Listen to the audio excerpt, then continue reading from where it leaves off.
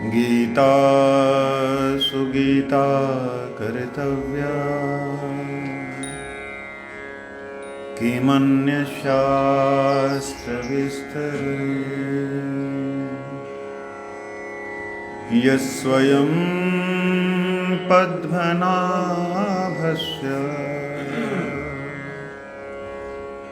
मुखपद्माद्विनिसृता सर्वयुगनिषिद्धो गावो दुग्धा गोपालनन्दना पार्थो वत्स सुधीर्भोक्ता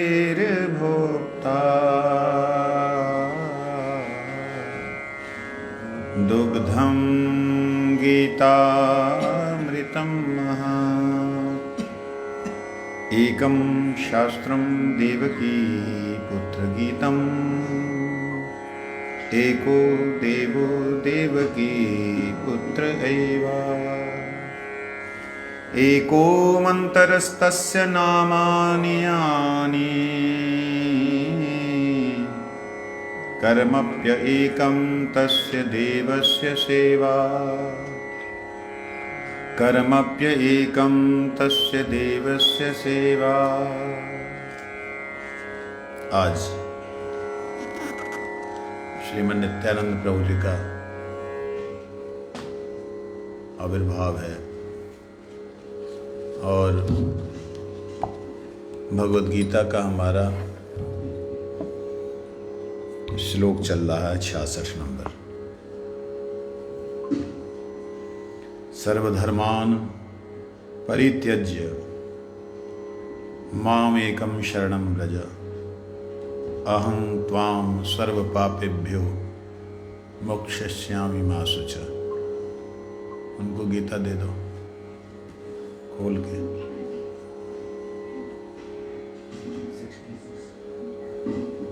सर्वधर्मान् परित्यज्य मामेकं शरणं व्रज अहं त्वां सर्वपापेभ्यो मोक्षयिष्यामि मा शुच। जी। सर्वधर्मान् परित्यज्य मामेकं शरणं व्रज अहं त्वां सर्वपापेभ्यो मोक्षयिष्यामि मा शुच। सर्वधर्मान् परित्यज्य मामेकं शरणं व्रज अहं त्वां सर्वपापेभ्यो मोक्षयिष्यामि मा शुच। भक्ति विनोद ठाकुर जी मर्मान बात करते हुए कहते हैं,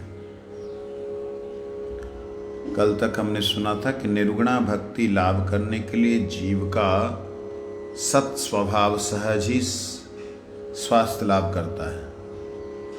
शब्दों का प्रयोग देखिए कैसा है। कहते हैं सभी धर्मों को छोड़ दो, तुम्हें कोई भी पाप नहीं लगेगा।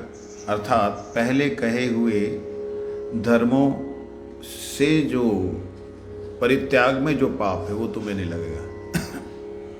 पहले कहे गए धर्म कौन कौन से थे? जो पहले कहे सारी भगवत गीता में जो कहे गए मूल रूप से कौन से धर्म है? कौन से धर्म है?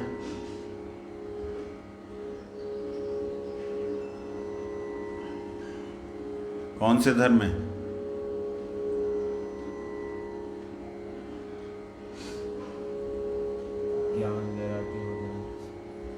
वर्ण आश्रम धर्म। कौन से धर्म? वर्ण और आश्रम, इसके अनुसार जो धर्म है। सन्यासी के अंदर सभी कई सन्यासी आ जाते हैं, योगी, ज्ञानी, कर्मी, कर्म सन्यासी, योग सन्यासी, ज्ञान सन्यासी। इस प्रकार से मूल रूप से अगर जब बोला जाता है धर्म, तो धर्म मतलब वर्ण आश्रम धर्म। ठीक है, मूल रूप से मोटे मोटे शब्दों में। तो उनके विषय में मैंने तुम्हें जो कहा, कर्म का, योग का, ज्ञान का, तपस्या का, दान का, पुण्य का, सारे सारे जितने भी अच्छी बातों को मैंने तुम्हें कहा। अच्छी बातें होती हैं जो कि धारण करती हैं। किसको धारण करती हैं? विश्व को। धर्म को धारण करने वाला बोलते हैं। किसे धारण करने वाला? विश्व को। विश्व को धारण करता है धर्म। तो धर्म धारण करने वाले जो भी आपने सिद्धांत बोले उन सबको छोड़ दूं तो पाप लगेगा। इसका मतलब पाप तो लगेगा ही। भगवान भी कह रहे पाप लगेगा। भगवान ये नहीं कह रहे कि पाप नहीं लगेगा। अहं त्वाम सर्व पापेभ्यो मोक्षयिष्यामि, मैं तुम्हें तुम्हारे पापों से मुक्त कर दूंगा। तो पाप तो लगे। जो लोग बोलते हैं ना कि तुम जो है घर बार छोड़ रहे हो तो तुम्हें पाप लगेगा, माँ बाप की सेवा छोड़ रहे हो पाप लगेगा, वो पाप तो लगेगा ही। लेकिन अब प्रॉपर वे में अगर शरणागति है तब भगवान कहते हैं मोक्षयिष्यामि, मैं तुम्हें उससे मुक्त कर दूंगा। बात समझे?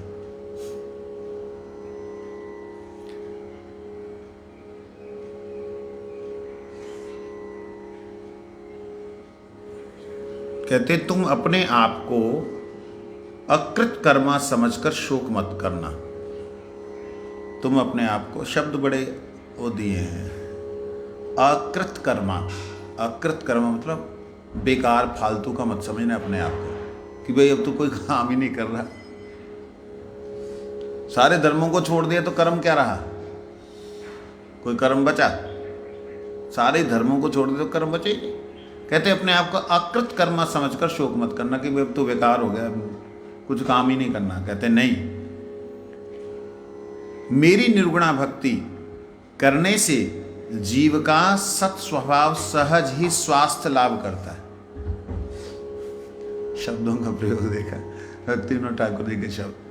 कहते हैं मेरी निर्गुणा भक्ति करने से, जो मेरी निर्गुणा भक्ति, निर्गुणा भक्ति मतलब जिसमें रजोगुण, सतोगुण, तमोगुण के द्वारा किसी भी तरह की कामना वासना नहीं है, हाँ, इसे निर्गुणा भक्ति कहते हैं।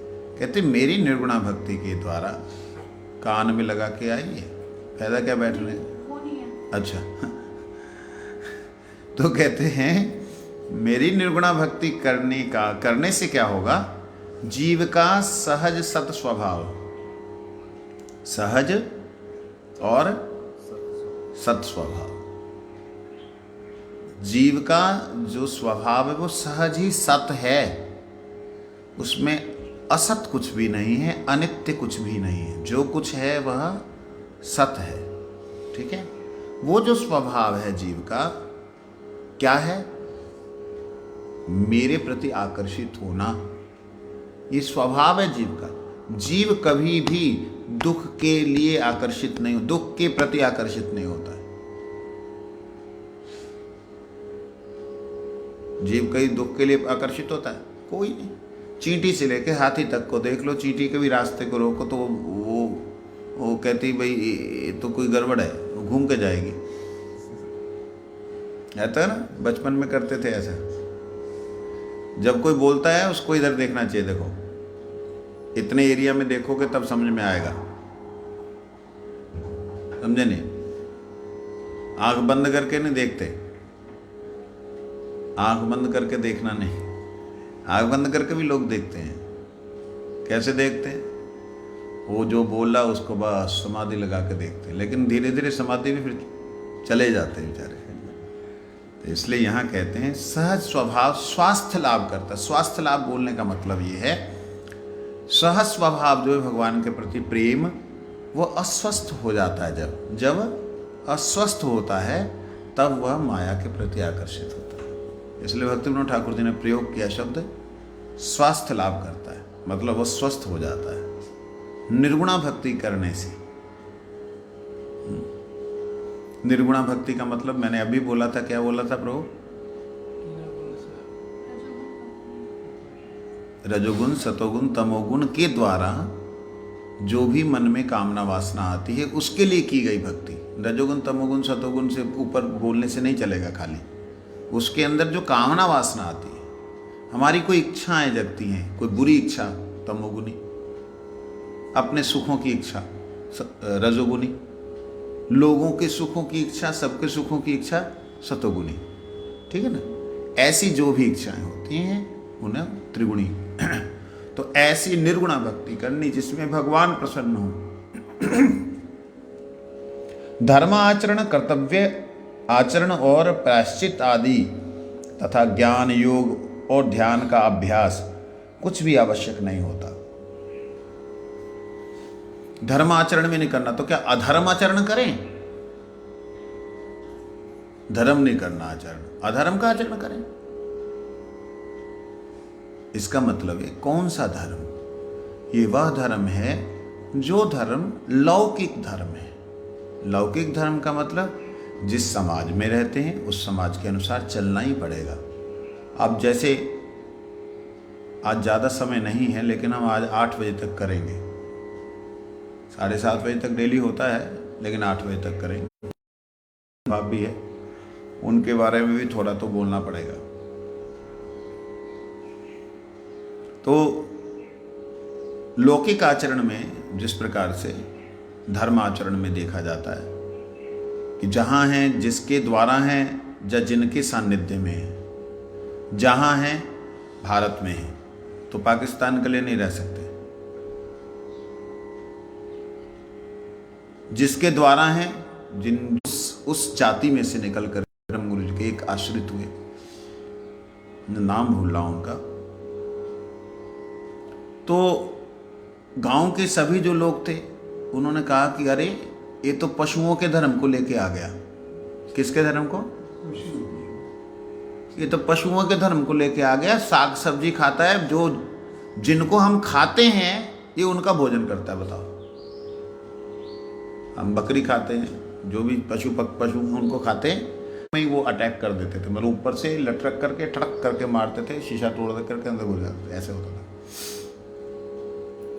उनकी जाति में से आए और उनको सारे गांव वालों ने बोला कि देख, अगर तू खाना पीना नहीं शुरू करेगा तो तेरे को हम मार डालेंगे, परिवार के सहित मार डालेंगे। वो कहता मैं अब कैसे शुरू करूं? उसने तार लिखा परम गुरु जी को। उस जमाने में तार की बड़ी वो होती थी ना सॉरी, उसने लेटर लिखा।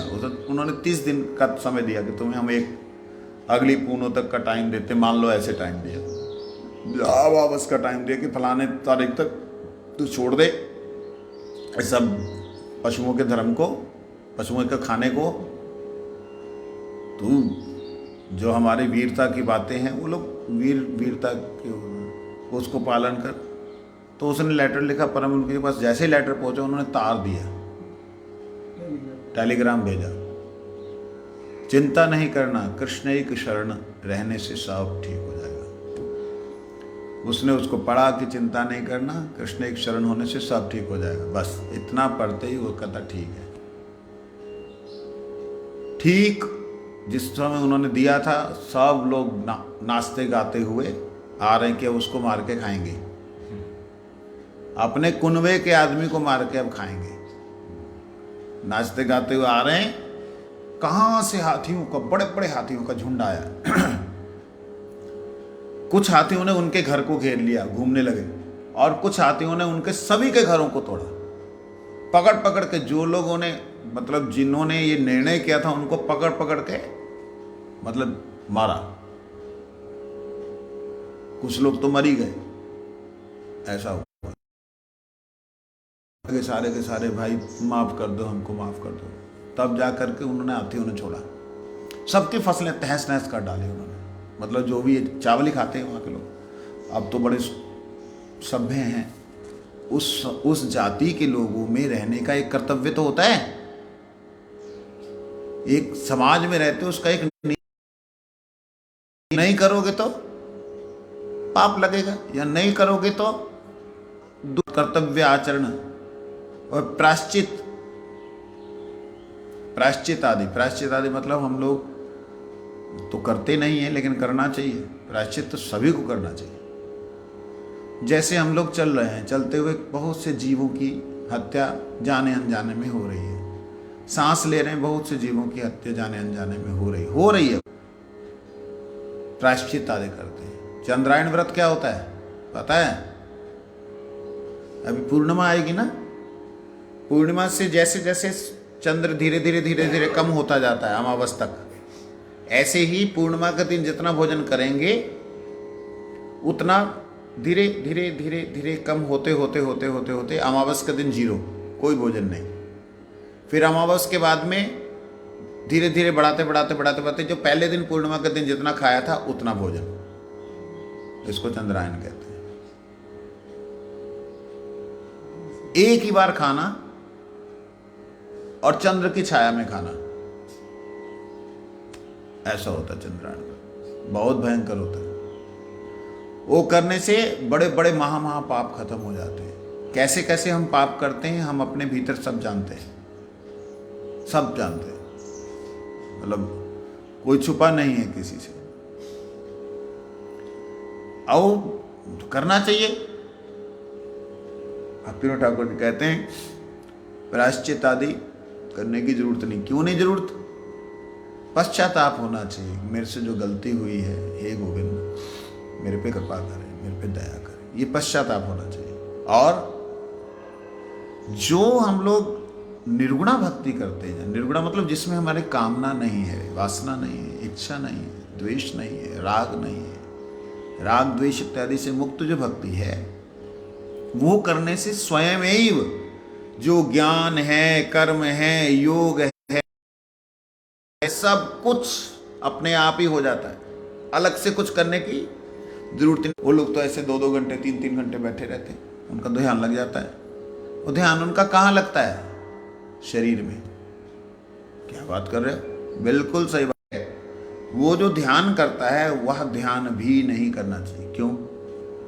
हम आत्माराम बन के क्या करेंगे? अपने आप में रमन करके क्या? परमात्मा राम होना चाहिए, भगवान में रमन करना चाहिए, भगवान के नाम में रमन करना चाहिए।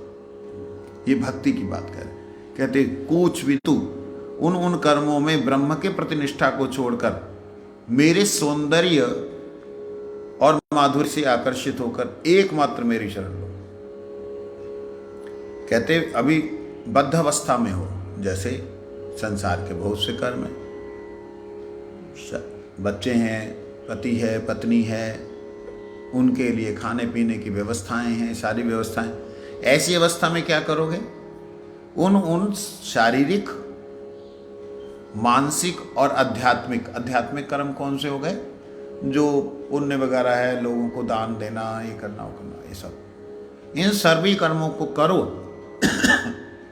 उन सब कर्मों को जैसे ना ब्रह्मनिष्ठा, वो सब ब्रह्म को अर्पण करने वाली बात कही, ब्रह्मार्पणम हविर्ब्रह्म। तो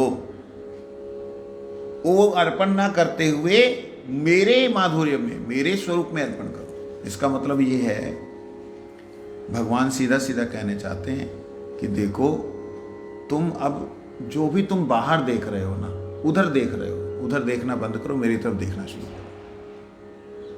अभी तक तुमने जो भी पाठ किए थे, चाहे वो नारायण का किया था, चाहे वो देवी का किया, चाहे देवी देवता का किया था, जो कुछ किया था यहाँ तक आने के लिए किया था। अब यहाँ आने के बाद पीछे मुड़ के मत देखो। कहने का मतलब ये, यहाँ आने के बाद में मेरी शरण ग्रहण करो, मेरी शरण लो। भगवान की शरण क्या है? भगवान की शरण मतलब यहाँ भगवान के सिंहासन के नीचे कुछ बैठ करके रहना। शरण का मतलब तो यही होता है। भगवान तो कुछ कहते ही नहीं। भगवान ने कहा हाँ ना, वो तो शरण में आने का, जो शरण में आया कहाँ क्या है, उसका काम क्या है? कहते हैं जो शरण में आ जाता है वो शरण में रहने वालों के अनुगत में भगवान की सेवा करता है। शरण में आने का मतलब जो भगवान की शरण में है उनमें आना। उसका मतलब भगवान के सेवक, उनके सेवक, उनके सेवक, उनके सेवकों का सेवक, दास दास दासानुदास। इस भाव से जब तुम अपने आप का निर्वाह करोगे। कहते तात्पर्य यही है कि जीव अपने निर्वाह के लिए जितने प्रकार के कर्म करता है वे सब ऊपर कही गई 3 प्रकार की उच्च निष्ठा से करता है। उच्च निष्ठा से करता है, ऊपर कही गई 3 प्रकार की उच्च निष्ठा से करता है। कौन? पहले जो कही गई 3 प्रकार की निष्ठा है उससे करता है, जितने भी निर्वाह करता है, या फिर इंद्रिय सुख निष्ठा रूपी अधम निष्ठा से करता है।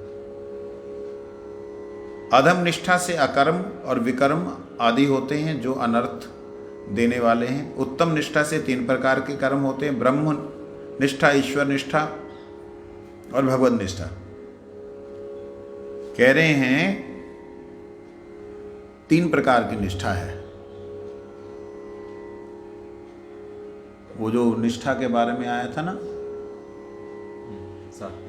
सात्विक ना, सा निष्ठा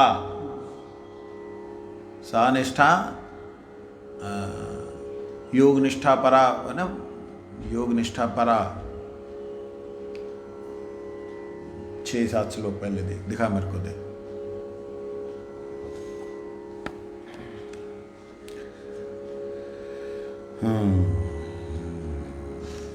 त्याग कर्ता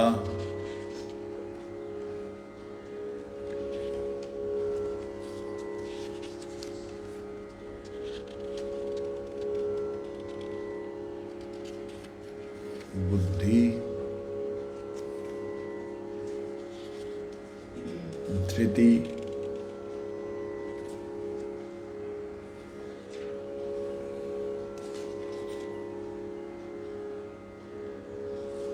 स्वभाव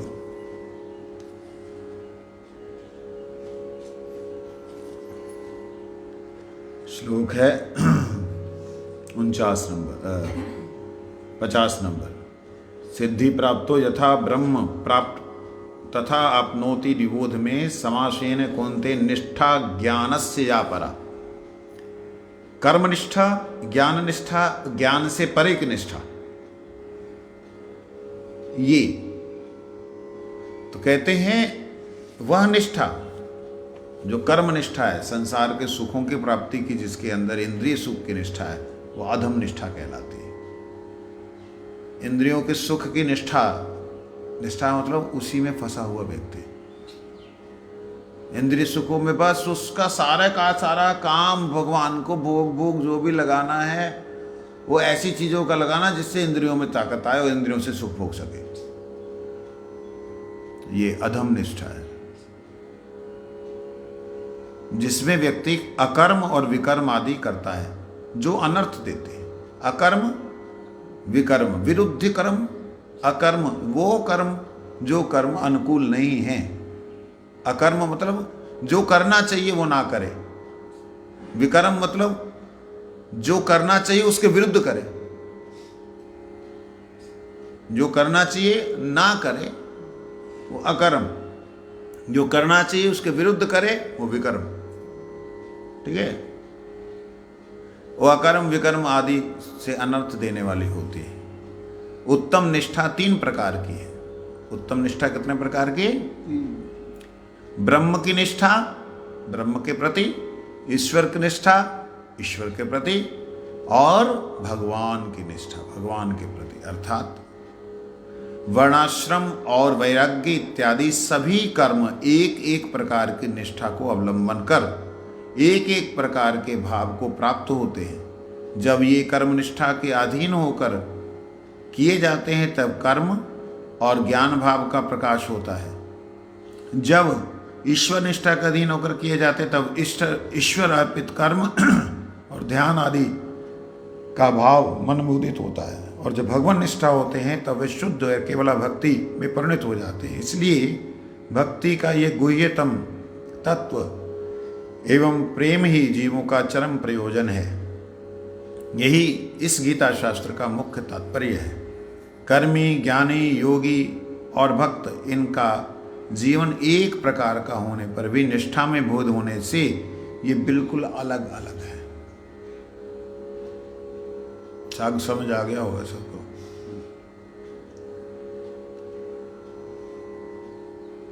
उत्तम निष्ठा, जो अच्छी निष्ठा है, वो है ब्रह्म के प्रति निष्ठा। ब्रह्म के प्रति जिनकी निष्ठा होती है वो सभी अपने अपने कर्मों को कर रहे होते हैं, करते हुए भी ब्रह्म के प्रति निष्ठावान होते हैं। ब्रह्म के प्रति निष्ठावान का मतलब होता है जो भी मैं कर रहा हूं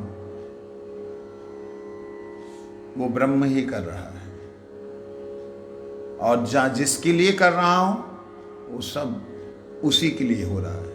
ये ब्रह्म निष्ठा है, मतलब शून्य के प्रति निष्ठा। जितने बौद्ध हैं वो इसी निष्ठा में है, ब्रह्म निष्ठा में। जितने बौद्ध हैं, बौद्धिस्ट लोग, जितने भी ब्रह्म ज्ञानी शंकर संप्रदाय से संबंधित हैं, सभी इनसे इसी निष्ठा में है। शंकर संप्रदाय के द्वारा प्रभावित होकर के जितने भी अन्य संप्रदाय हैं जो कहते ज्योत निरंजन राम सोहं सतनाम तू ही निरंकार मैं तेरी शरण मुझे बख्श ले, ये जितने भी हैं ये सारे के सारे इसी निष्ठा की छाया में, नॉट पूर्ण निष्ठा, छाया में, इसी निष्ठा, ये है ब्रह्म निष्ठा। ठीक है जी। उसके बाद है ईश्वर के प्रति निष्ठा। ईश्वर के प्रति निष्ठा का मतलब पहले तो प्रकाश के प्रति निष्ठावान था, लेकिन कुछ सत्संग के प्रभाव से, कुछ भक्तों के संग से उसका ईश्वर के प्रति झुकाव हुआ। उसने परमात्मा के रूप को देखा और ईश्वर को व्यक्ति समझा। व्यक्ति मतलब वो हैं, शून्य नहीं है, साकार रूप है। जो ज्ञान की निष्ठा वाले उनको मिलती है, लेकिन जिनकी योग निष्ठा है अर्थात भगवान के रूप का दर्शन करने वाले, आत्मस्वरूप में परमात्मा का दर्शन करने वाले, कहते हैं नाभि से ऊपर ऐसे करके रखते जब हमें, तो सेंटर में जो जगह आती है वहाँ अंगुष्ठ परिमाण में परमात्मा का निवास है, ऐसा कहते हैं। वहाँ हृदय आ जाता है, हृदय की जगह आ जाती है, तो हृदय उसके ऊपर विराजमान है। तो कहते इस प्रकार से अपने अंतःकरण में उस परमात्मा का ध्यान करने वाला जो है उसकी निष्ठा उस ज्योति में ज्योत मिलीन होने से ज्यादा श्रेष्ठ है, क्योंकि भगवान परमात्मा का वहां दर्शन कर रहा है। उस परमात्मा में ध्यान लगने के कारण उसके बाद कांत ब्रज नारी है ना, ऐसे सब भय उसको मीरा जी को लिख करके दिया था रैदास जी ने। उन्होंने जब बोला कि मैं पति जो है मेरे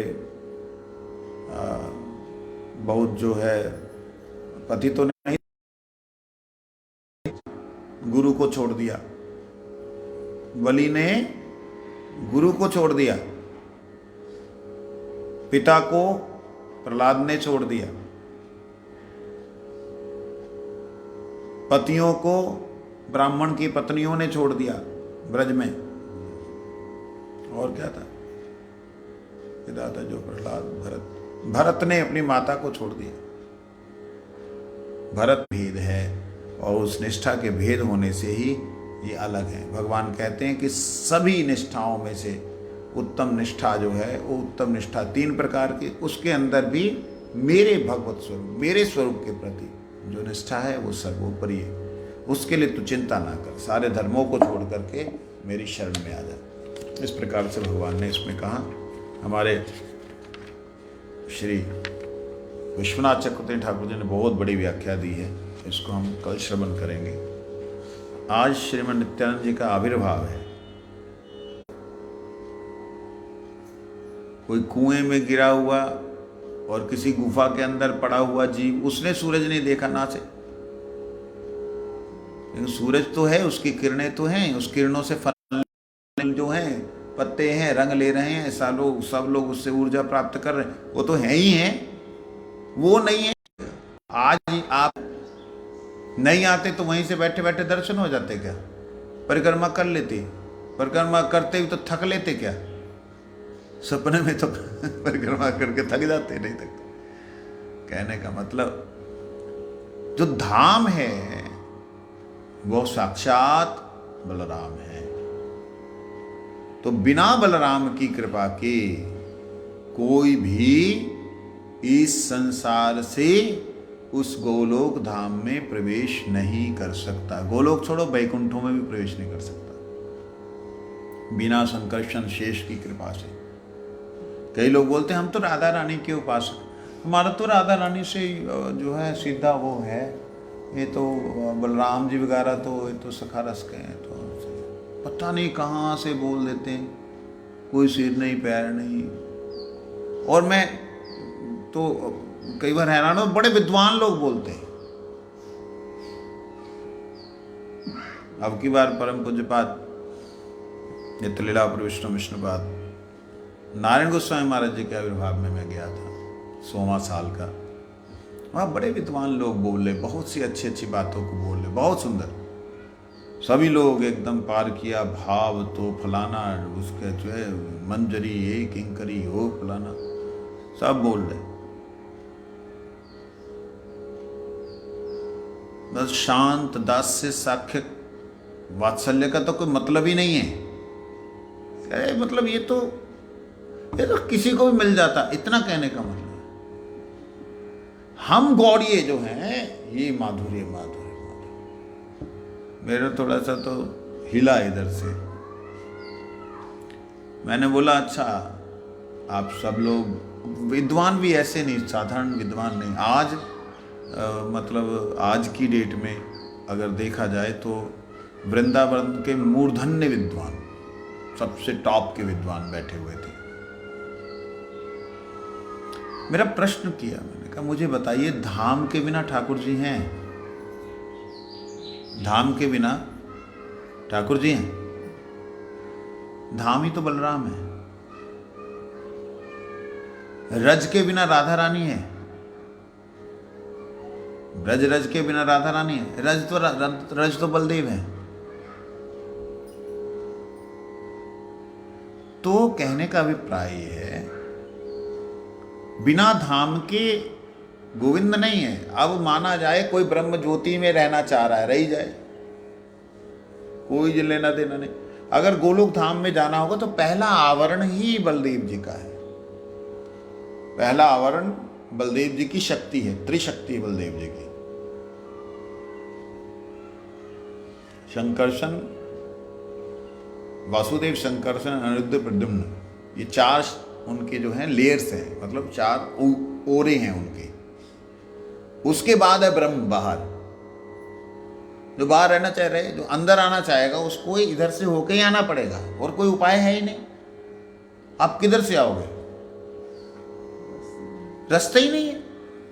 और इस प्रकार से जो उनकी निंदा करते हैं, जहाँ उनकी अवहेलना करते, निंदा करना तो अलग है ही है अपराध, अवहेलना करते हैं, वो कभी भी भगवान को नहीं प्राप्त कर सकते। हेन निताई बिने भाई राधा कृष्ण पाइते नाई, दृढ़ करी धरो निताई पाए। ऐसे नित्यानंद प्रभु के कृपा के बिना कोई भी जीव भगवान को प्राप्त नहीं कर सकता। कहो जी हम तो राधा रानी के ग्रुप के, जिन राधा रानी के ग्रुप के वालों के लिए बोल रहे हैं, राधा कृष्ण पाइते नहीं, राधा कृष्ण नहीं मिलेंगे। मतलब राधा रानी के पास भी अगर जाना है तो आपको क्यों, आखिर ऐसा क्या मजबूरी है कि बाया मतलब बलदेव जी के ही जाना पड़ेगा, थ्रू बलदेव जी जाना? वेदांत में एक सूत्र है, क्या पूरा सूत्र है याद नहीं, बलहीन है न लभ्य। जो बलहीन है उसको वो प्राप्त नहीं होते। तो बल कौन है? बलदेव। बिना बलदेव के कृष्ण प्राप्त नहीं होते। इसलिए बलराम जी बाया उनके ही क्यों जाना? ध्यान दीजिएगा ये बात। जितना भी जीव समूह है, जितना भी, कैसे बोला मैंने? जितना भी जीव समूह, कैसे बोला? बोल, ऐसे बोला, जितना, ऐसे बोल, जितना भी जीव समूह है वो सारे का सारा बलराम जी से प्रकट हुआ है। सबके पिता कौन है? कृष्ण नहीं है, बलराम जी। यहां तक कि गोलोक धाम से जब भगवान यहां अवतीर्ण होने लगे, राधा उपनिषद के अंदर वर्णित है ये, बलराम जी से नंद महाराज, यशोदा मैया और सखा और सखियां, बहुत जो भगवान के जो परिकर हैं, कृष्ण को प्रकट करने वाले इस जगत में, नंद बाबा, यशोदा मैया, वो भी उनसे प्रकट, वो बलदेव जी बन के आए, स्वयं बलदेव जी ही बन के आए। लो, गोलोक धाम में नंद यशोदा कृष्ण के प्रति जो वात्सल्य भाव है, वो बलदेव जी का ही भाव है, उन्हीं की मूर्ति है। कहां जाओगे नंदनंदन उपासको? बलराम जी को छोड़ के किधर जाओगे? जगह ही नहीं है, कोई छुपने की जगह ही नहीं। मेरे उसके मालिक के पास ही आना पड़ेगा, नहीं तो अंदर तो जाने का मतलब नहीं बनता। तो इसलिए जितना जीव समूह है, अर्थात ब्रह्म ज्योति जो अनंत है, अखंड है, सर्वत्र है, सर्वव्यापक है, अद्वितीय है, वो ब्रह्म ज्योति बलराम जी का अंग प्रकाश है। ठीक है ना? और उस ब्रह्म ज्योति से अनंत ब्रह्मांड उत्पन्न होते हैं, अनंत ब्रह्मांड उसमें स्थित रहते हैं, अनंत ब्रह्मांड नाश होते हैं। वो ब्रह्म ज्योति जो बलराम जी का अंग कांति है, बलराम जी का ही प्रभाव विस्तार है, जिससे सब कुछ होता है, वो सब कुछ जिससे होता है वो उससे बाहर जा कैसे सकता है? जब सब कुछ वो है तो उससे कुछ बाहर अगर होगा तब बात होगी ना, बाहर जब हो ही नहीं सकता। ये है नित्यानंद प्रभु का बारे में कहते संकर्षण कारणोत्शाई गर्भोदशाई चपयोपधिशाई शेषस्य यशं सकला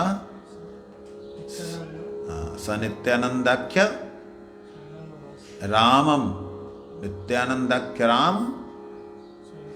रामम मूलया शरणं प्रपद्ये। संकर्षण कारणोदशाई गर्भोदशाई चपयोपधिशाई शेषस्य यशं सकला स नित्यानंदाख्य रामम शरणं प्रपद्ये। तो नित्यानंद राम जो हैं, वो बलराम जो हैं, वो अनंत अवतारों के कारण हैं। अब यहां पे अभिन्न तत्व है, थोड़ा सा और समझने का प्रयास करें। राम जी कौन है?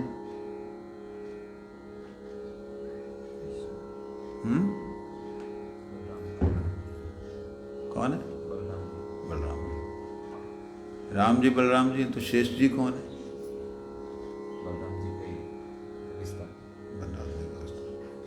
मतलब कैसे लग रहा है, सब अटपटा सा सुनने में आ रहा है ना? जब मूल नारायण ही बलराम जी से हैं, उन बलराम जी के मूल नारायण से संकर्षण अनिरुद्ध प्रद्युम्न है, उनके आगे फिर संकर्षण अनिरुद्ध प्रद्युम्न वासुदेव हैं, फिर उनके आगे फिर संकर्षण अनिरुद्ध प्रद्युम्न वासुदेव हैं। ये तीनों पुरुषावतारों के साथ तीन तीन और, मतलब चार चार का चतुर्व्यूह है। ठीक है जी? ये जो चारों व्यू सर्कल, वह सर्कल जो उनके गुणों, उनके वैभव को लेके है, तो चारों का है। वो चारों के चारों जिनसे हैं, वो तो मूल नारायण हो गए ना, वो तो मूल नारायण हो गए। इसीलिए श्री राधा रानी से लक्ष्मियां प्रकट हुई, जो कि सभी विष्णु अवतारों को आनंद, समझे, और अपने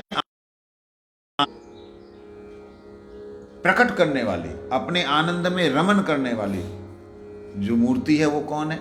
राधा रानी। तो अपने आनंद को प्रकट करने वाली, आनंद में रमन करने वाली जो श्री मूर्ति है, वो राधा रानी है। और बलराम जी जो है भगवान की शक्ति और वैभवों को प्रकट करने वाले। तो इसलिए सारा अभिन्न तत्व हो गया, सारा एक है, उधर का यहाँ का नहीं। आने के बाद और नित्यानंद प्रभु के रहते हुए भी कुछ अपवाद उठाए थे, जिसके कारण लोचन दास ठाकुर जी ने, कृष्णदास कविराज गोस्वामी ने, वृंदावन दास ठाकुर जी ने, सबने ही उनको एक तरह से गालियां दी हैं, अभिशाप दिए हैं। बोला मैं उनके जो नित्यानंद इतना परिहार्य और उसके सिर पे मैं लाठी मारता हूं, ऐसे करके बहुत सा बातें हैं। या तो परिहार्य जय निंदा करे, ऐसे करे, उसके सिर पे मैं लात मारता हूँ, ऐसे करके सिर के लात में उसके ज्ञान को लात मारता हूँ। नित्यानंद जी की महिमा के विषय में ऐसा कहा। तो चोर है, लबाड़ है, पता नहीं क्या क्या बोलते ना वो उल्टी सीधी बातों को, ये शिशुपाल के वाक्य हैं, इनको लोग कीर्तनों में बोलते हैं, गलत बात है। कहते चलो शिशुपाल के वाक्य हैं, तो गोपियों ने भी तो ऐसी गालियां दी हैं, गोपियों ने भी तो ऐसे ही बोला है, तो दो अपन को जायो। हमने तो माताएं दो सुनी थी, तेरे तो बाप ही दो हैं। ऐसा कैसे हो सकता है, दो दो बाप का बेटा। इस प्रकार से गोपियों ने भी गाली दी, लेकिन उनके प्रेम को गाली नहीं समझना चाहिए। उनके द्वारा की गई निंदा को निंदनीय नहीं समझना चाहिए। इसी प्रकार से कहीं अद्वैताचार्य प्रभु ने जब जगाई मधाई का उद्धार करना हुआ, जगाई मधाई जैसे महापापियों को जब तारा, जब तारने के लिए गए फर्स्ट टाइम, सेकंड टाइम में तो तार ही दिया, फर्स्ट टाइम जब तारने गए हरिदास और नित्यानंद जी दोनों जने गए, तो वो दोनों तो दारू पिए हुए थे, पूरा टुल्ल थे, और मारने को दौड़े। तब ये दौड़ के हरिदास ठाकुर जी भाग भाग करके महाप्रभु जी के पास आ गए। कहते कि महाप्रभु बचाओ, मैं इसके साथ नहीं जाऊंगा। तो क्यों? कहते ये खुद भी ऐसे ही है और उन्हीं लोगों के बीच में गया। उन्हें खाएगा पिएगा, मतलब जो लोग खाते हैं वही यहाँ पे नित्यानंद प्रभु उनके साथ खाएंगे और पिएंगे, ऐसा अर्थ निकाल करके उन्होंने नित्यानंद प्रभु जी की निंदा की उस जमाने में। अद्वैतता तो चले गए, उसके बाद में उनका देखो वृंदावन दास ठाकुर जी ने लिखा, इसका मतलब खाते पीते थे, समझे नहीं। इस प्रकार से नित्यानंद जी के बारे में उल्टा सीधा लोग बोलने लगे, बोलते थे, जिसके कारण हमारे गुरुजनों ने उन्हें बहुत सी गालियां दी है नो निताय बिने भाई राधा कृष्ण पाइते नाय दृढ़ करी धरो निताय। उसमें ना अभी लोचन बोले निताय जेवा ना भजी लो, जानिया सुनिया से आत्मघाती हुए, ऐसी गालियां दी गई हैं। इसका मतलब ये नहीं है कि भाई वो नित्यानंद प्रभु ने कुछ गलत किया। और महाप्रभु ने एक जगह बोला,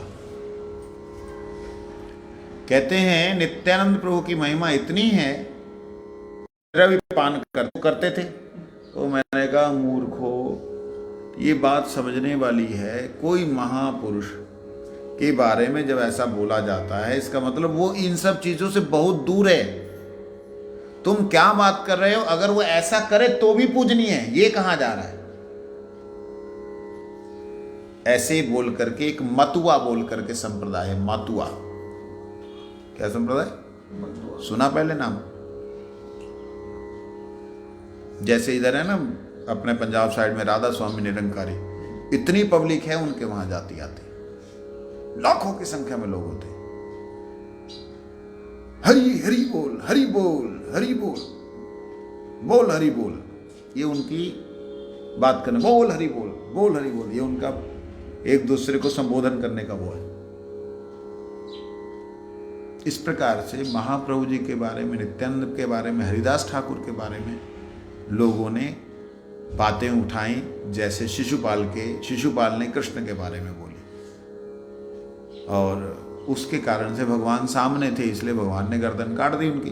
अब सामने नहीं है तो कौन काटेगा? तेरी ड्यूटी है। ठीक है।